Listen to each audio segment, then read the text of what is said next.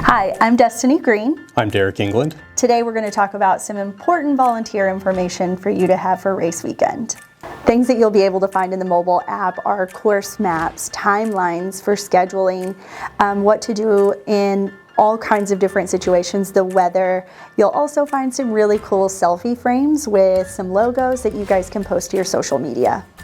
The participant guide is online as well, and we'll send those links out. A lot of that same information lives in the mobile app, so it's a lot easier to find it and digest it there on the fly. Several of you are going to be issued radios this year.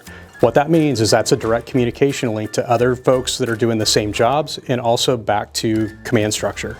Because there are several folks that are issued radios, we're going to walk through just a handful of things that you need to know before you start using it. When it's time to talk on the radio, press and hold the button on the side. Once you hear a beep and it finishes, then you can go ahead and start speaking. As soon as you're finished, let go, and that way other people can speak on the channel too. If you missed the last call on the radio, there's a red button on the top. If you press it, it will play back that message again. One of the neat features about these radios is they support Bluetooth headsets. Bring them if you want. They may or may not work. Unfortunately, we won't have the ability to help you troubleshoot issues. The types of information that you would want to convey over radio is anything situation related or something you need help with. Things you shouldn't put on the radio is anything related to a participant's name or their personal information. If a participant is in distress, having a medical issue, maybe they're dropping from the race, whatever it is, when you relay that information about that participant, only refer to them by bib number. Do not use their name. Just a few important safety items. First thing, you've heard it 100 times, if you see something, say something. Report it to us, somebody that's in a blue vest, or report it to an officer. Like the airport, unattended bags are probably a bad thing. So if you bring a backpack, put it someplace that you know where it's going to be.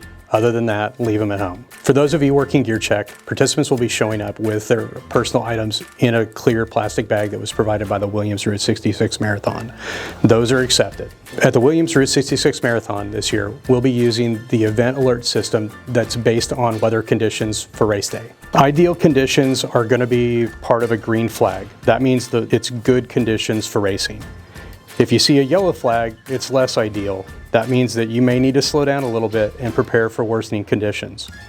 If you see a red flag, that means that we're going into a potentially dangerous condition.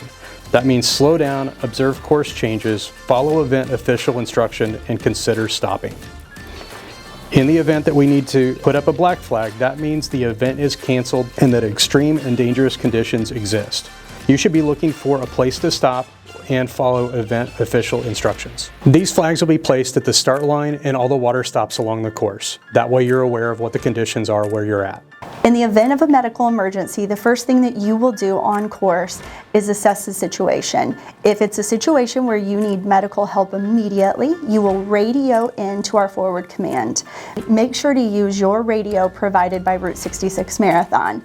Do not disclose the participant's name. We only want to utilize their bib number. That helps protect the privacy of the runner and everyone that might be listening on other channels. You should also know that we have every city official in our forward command. We have access to 911 and we can get medical emergency out there quicker. So utilizing your radio is your first step. Otherwise, every person on our course with a credential has numbers to our forward command that you can additionally call in that number.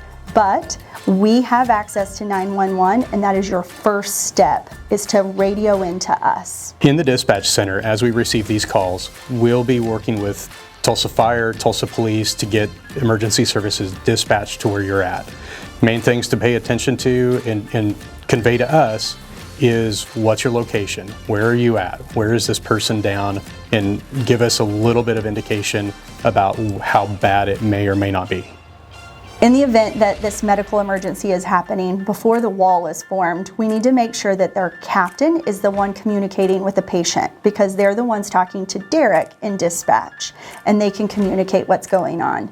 Maybe if you're at a water stop and you have 30 people, you have 10 people form that wall and 20 remain at business as usual. That way everything continues to roll and there's not a huge distraction with a medical emergency behind us. Once help's on the way, main thing that you want to do is you and other folks that are volunteering try to create an obstruction in front of the participant or the person that's having a medical emergency. That way you're facing outwards, and that gives a little bit of privacy to the first responders and other folks that are trying to help them. We often kind of make a joke about this, and we say, gather all your friends and loop together and cheer on the runners and be like, yay, go team, go runners, because we want you to be outwardly happy and not pay attention to anything that's happening behind us. As you might expect, we'll have a lot of media out around the course.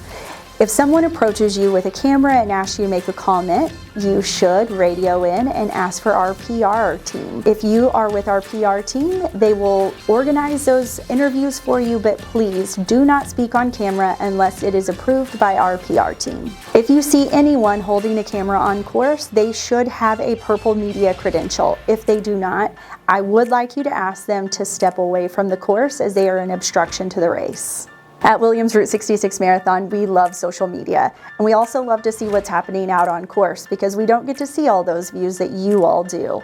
So we ask that you hashtag all of your videos and photos with hashtag RT66Run. And remember, we also have the photo frames available in our mobile app with a lot of fun stickers and photo frames. You, as a key volunteer of our event, are truly an ambassador of our event, and we expect a lot of things out of that. We expect you to keep the positivity, and if you see something negative happen, report that to me, let Derek know, but let's not blast that on social media because you are a key part of our team and you're there to help protect our event and our participants at the end of the day. At this point, you should be hearing from all of your volunteer captains or team members from Williams Route 66 Marathon. If you haven't, you should hear from Michelle Sorensen if you're on a water stop crew. If you are a bike marshal, you'll hear from Rylan Lewis. If you are a course marshal, you'll hear from Brian Maves.